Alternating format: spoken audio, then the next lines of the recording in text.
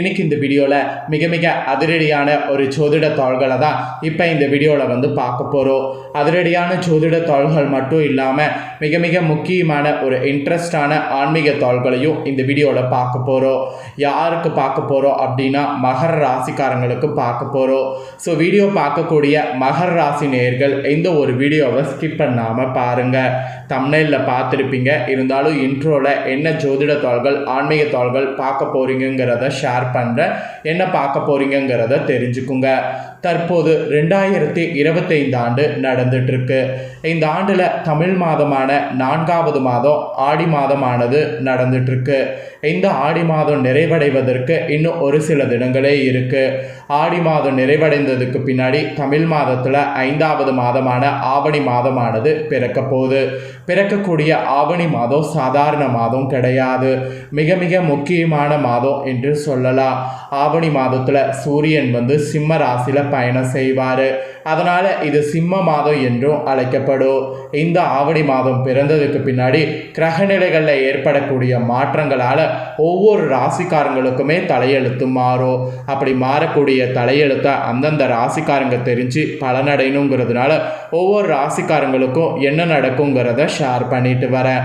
அதில் இன்னைக்கு இந்த வீடியோவில் மகர ராசிக்காரங்களுக்கு ஷேர் பண்ண போகிறேன்.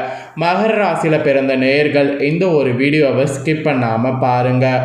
உங்களோட ராசி சேர்ந்தவர்களுக்கு ஆவணி மாதம் என்ன பலன் கிடைக்கும் அப்படிங்கிறத தெரிஞ்சு அதற்கேற்ப நடந்து பலன் பெறுங்க.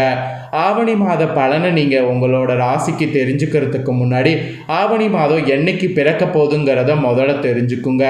இந்த ஆண்டு ஆகஸ்ட் மாதம் 17ஆம் தேதி ஞாயிற்றுக்கிழமை அன்னைக்கு தமிழ் மாதம் 5வது மாதம் ஆவணி மாதம் பிறக்க போகுது. ஆக்சுவலி ஆவணி மாதத்துக்குன்னு நிறைய சிறப்புகள் இருக்குது. ஆவணி மாதத்தில் இருக்கக்கூடிய மிக முக்கியமான விரத நாட்களில் விரதம் இருந்தீங்கன்னா உங்கள் வாழ்க்கை எல்லாம் மாறும். அதனால் ஆவணி மாதத்தில் முக்கிய விரத நாட்கள் என்ன இருக்குது அப்படிங்கிறத ஃபஸ்ட்டு உங்களுக்கு ஷேர் பண்ணுறேன். முதல்ல அதை தெரிஞ்சுக்குங்க. அதுக்கப்புறம் உங்களோட ராசிக்கு கிரகநிலைகளால் என்ன பலன் கிடைக்குங்கிறத அதிரடியாக பார்க்கலாம். தமிழ் மாதங்களில் ஒவ்வொரு மாதத்திற்கும் ஒவ்வொரு தனி சிறப்பு இருக்குது. அம்மன் வழிபாட்டுக்குரிய ஆடி மாதம் நிறைவடைந்து தற்போது ஆவணி மாதம் துவங்க இருக்கு. இது முழுமுதற் கடவுளான விநாயகரையும் காக்கும் கடவுளான திருமலையும் உலகிற்கே தந்தையாக விளங்கக்கூடிய சிவனையும் வழிபடுவதற்கு ஏற்ற மாதமாகும். மெயினாக விநாயகரும் கிருஷ்ணரும் அவதரித்த மாதம் இது என்பதால் இந்த மாதம் பார்த்தீங்கன்னு வச்சுக்கோங்களேன் ரொம்பவே சக்தி வாய்ந்த மாதமாக கருதப்படுது. ஆக்சுவலி பார்த்தீங்கன்னு வச்சுக்கோங்களேன் இது சக்தி மாதம் என்று கூட ஒரு பக்கம் சொல்லலாம். பொதுவாக ஆவணி மாதத்தில் வெயிலுடைய தாக்கம் எப்படி இருக்கும் என்பதை பொறுத்து தான் இந்த ஆண்டு முழுவதும் காலநிலை எப்படி இருக்கும் என்பதை கணிக்கக்கூடிய வழக்கம் நம்ம முன்னோர்கள்கிட்டயே இருக்குது. அதனால் ஆவணி மாதத்தில் காலநிலை நன்றாக இருக்க வேண்டும் என்று வேண்டிக் கொண்டு வழிபாடு செய்யக்கூடிய வழக்கமும் இருக்குது. அதே போல் தமிழ் நாட்காட்டில் 5வது மாதமாக வருவது ஆடி மாதம். இது தமிழ் சந்திர மாதம் என்றும் குறிப்பிடப்படும். 5வது மாதம் ஆவணி மாதம், ஆடி மாதம் 4வது மாதம். இப்போ பிறக்கக்கூடிய இந்த ஆவணி மாதம் சந்திர மாதம் என்று குறிப்பிடப்படும். காரணம் என்னன்னா சூரிய பகவான் தனது சொந்த வீடான சிம்ம ராசியில் பயணிக்க துவங்கக்கூடிய மாதம் ஆவணி மாதம். முழுமுதற் கடவுளான விநாயகர், திருமாலின் மிக சிறப்பான அவதாரங்களான கண்ணன், வாமனர் அவதாரங்கள் அவதரித்தது இந்த ஆவணிங்கிறதுனால இது அற்புதங்கள் நிறைந்த ஆன்மீக மாதம் என போற்றப்படுது. இன்னொரு பக்கம் ஆவணி மாதமானது ஜோதிட ரீதியாக சிங்க மாதம் என்றும் மாதங்கள் அரசன் என்று சிறப்போடு அழைக்கப்படுது. கேரளாவில் ஆவணி மாதமே ஆண்டின் முதல் மாதமாக கருதப்படுது. இந்த ஆவணி மாதத்தில் தான் விநாயகர் சதுர்த்தி, மகா சங்கடகர சதுர்த்தி, கிருஷ்ண ஜெயந்தி, ஓணம் பண்டிகை, ஆவணி மூலம், ஆவணி அவிட்டம், ஆவணி ஞாயிறு, புத்திரத ஏகாதசி, காமிகா ஏகாதசி இந்த மாதிரி அவசியம் கடைபிடிக்க வேண்டிய விரதங்கள் வருது. அதில் மிக மிக முக்கியமாக கடைபிடிக்க வேண்டிய விரதங்கள் என்னங்கிறத உங்கள் ராசிக்கு சொல்கிறேன். அதை தெரிஞ்சு அந்த விரதங்களை கடைபிடிங்க. ஃபஸ்ட்டு விநாயகர் சதுர்த்தி. விநாயகர் பெருமான் அவதரித்த தினமான விநாயகர் சதுர்த்தி ஆவணி மாதம் வளர்பிறையில் வரக்கூடிய சதுர்த்தியில் உலகமெங்கும் கொண்டாடப்படுது. இந்த தினம் விநாயகருக்கு சர்க்கரை பொங்கல், மோதகம், அவுள் பொரி, சுண்டல், விளாம்பழம், கொழுக்கட்டை, ஆப்பம் ஆகியவை நைவேத்தியமாக படைத்து அருகம்புல் வெள்ளருக்கு செம்பருத்தியாகவே படைத்து வழிபடுவது சிறப்பானது. ஆக்சுவலி மற்ற மாதங்களில் சதுர்த்தி விரதம் இருக்கிறோம்னு நினைக்கிறவங்க விநாயகர் சதுர்த்தியில் தூங்குவது நல்லது. சதுர்த்தி விரதம் கடைபிடித்தால் செல்வ செழிப்பு, காரிய வெற்றி, புத்தி கூர்மை, குழந்தை பெரு, தொழில் வளம், உடல் ஆரோக்கியம் ஆகியவை எல்லாமே பெருகும். ஸோ இது விநாயகர் சதுர்த்தியுடைய ஸ்பெஷலாக குறிப்பிடப்பட்டிருக்கு. அதனால் கண்டிப்பாக விநாயகர் சதுர்த்தி விரதம் கடைபிடிங்க.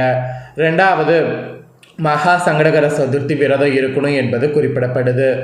ஆவணி மாதம் வளர்பிறையில் வரக்கூடிய சதுர்த்தி போல தேய்பிறையில் வரக்கூடிய சதுர்த்தி தான் மகா சங்கடகர சதுர்த்தி என்று அழைக்கப்படுது. இந்த சங்கடகர சதுர்த்தியில் விரதம் இருக்கணும்னு நினைக்கிறவங்க ஆவணி மாதம் மகா சங்கடகர சதுர்த்தியில் தான் துவங்கணும்.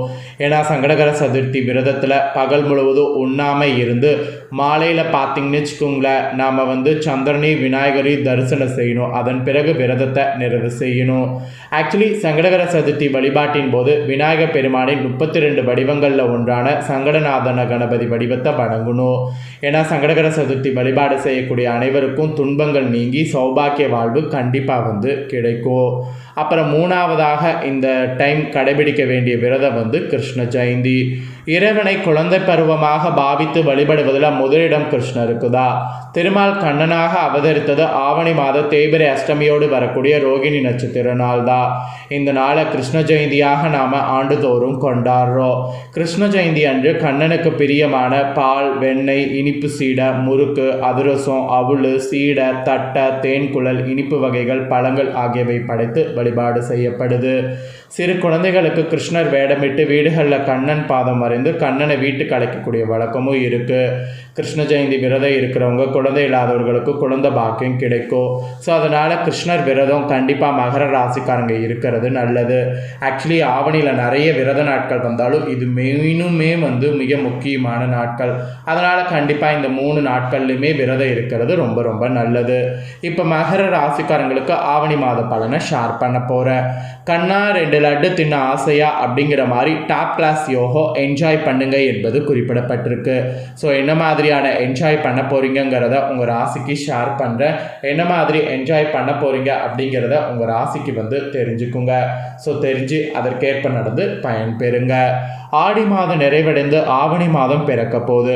2025 ஆண்டின் ஆவணி மாதம் மகர ராசிக்கான பலன்கள், பரிகாரங்கள், என்னென்ன நன்மைகள் கிடைக்கும், கவனமாக இருக்க வேண்டிய விஷயங்கள் என்ன என்பது குறித்து இந்த ஜோதிட வீடியோவில் முழுசாக ஷேர் பண்ண போகிறேன்.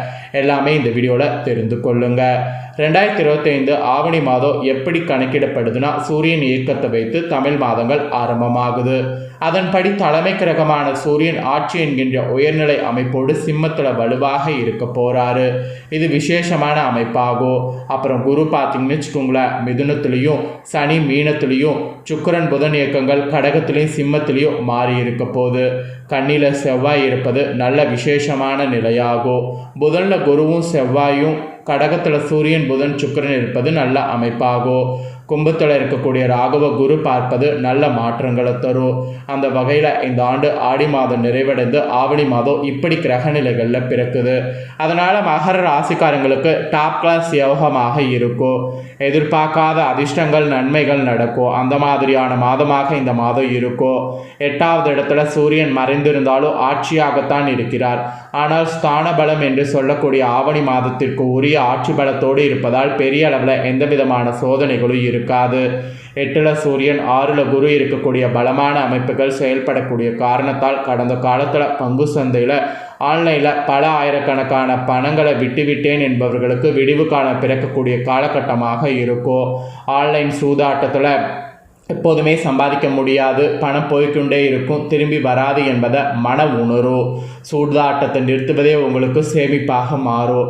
அது மாதிரியான மனப்பக்குவம் ஏற்படும். 3வது இடத்துல இருந்து சனி செவ்வாய் தொடர்பு கொள்கிறாரு. 9வது இடத்துல செவ்வாய் இருக்கிறாரு.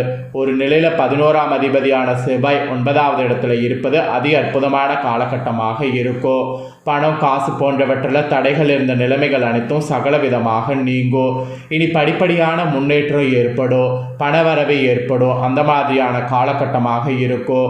7.5 சனி முடிந்த நிலையில் நல்லவ நடக்கும். ஆரம்ப மாதமாக இந்த ஆவணி மாதம் உங்களுக்கு அமையும். சிலருக்கு அதிகமான பயணங்கள் ஏற்படும். ஏற்றுமதி இறக்குமதி தொழில் தொடர்பான விஷயங்களில் கடந்த காலங்களில் இருந்த கஷ்டங்கள் எல்லாம் விலகக்கூடிய அமைப்பு உங்களுக்கு ஏற்படும். அப்புறம் மாதத்தில் பெரும்பான்மையான நாட்களில் சுக்கிரன் 7வது இடத்துல இருந்து ராசியை பார்க்கிறாரு. இது புத்துணர்ச்சியை பிறக்கக்கூடிய காலகட்டமாக இருக்கும். 7.5 சனி முடிவது, 3வது இடத்துல சனி இருப்பது, ராசியை சுக்கிரன் பார்ப்பது போன்றவற்றால் கடந்த காலங்களில் பெண்வழி உறவுகளால் மன அழுத்தம் கொண்டிருந்தவர்களுக்கு உறவுகளில் இருந்து வந்த சோதனைகள் அடுத்து விலகக்கூடிய தன்மை ஏற்படும். திருமணம் ஆகாதவர்கள், திருமணமாகி தோல்வி அடைந்தவர்களுக்கு இந்த ஆவணி மாதம் திருமணத்திற்கான நாட்களை முடிவு செய்வதற்கு யோகம் உண்டாகும். ஒரு பொறுப்புள்ள குடும்ப தலைவன் தலைவியாகக்கூடிய யோகம் உண்டு. எடுத்த காரியங்கள் அனைத்திலும் வெற்றி பெறக்கூடிய சுப மாதமாக இந்த மாதம் உங்களுக்கு அமையும். ஸோ இது ஒரு அதிர்ஷ்ட மாதங்கிறத தெரிஞ்சுக்கிருப்பீங்க. தெரிஞ்சதுக்கேற்ப நடந்து பயன் பெறுங்க. நீங்கள் இதை பார்த்து பயன் பெறுவது போல் உங்கள் ஃப்ரெண்ட்ஸ் ஃபேமிலியில் இருக்கிறவங்க பார்த்து பயன் பெறணும்னு நினச்சிங்கன்னா வீடியோ லைக் பண்ணி ஷேர் பண்ணுங்கள். உங்கள் ஃப்ரெண்ட்ஸ் ஃபேமிலி இருக்கவங்களும் மகர ராசிக்காரங்களாக இருந்தாங்கன்னா இந்த தாள்களை பார்த்து இதற்கேற்ப நடந்து பலனடையட்டும். இதே போல் புதிய தாள்களை தெரிந்து கொள்ள நம்ம சேனலை சப்ஸ்கிரைப் பண்ணுங்கள், கூட பெல் பண்ண ப்ரெஸ் பண்ணுங்கள். அதை பண்ணிட்டீங்கன்னா இனி நான் போகிற மற்ற அப்டேட்டான எல்லா வீடியோஸும் உடனுக்குடனே தெரிந்து கொண்டு பயனடையலாம். ஸோ மறக்காமல் பண்ணுங்கள். சுவாரஸ்யமாக இதே போல் வேறொரு வீடியோவில் உங்களை சந்திக்கிறேன்.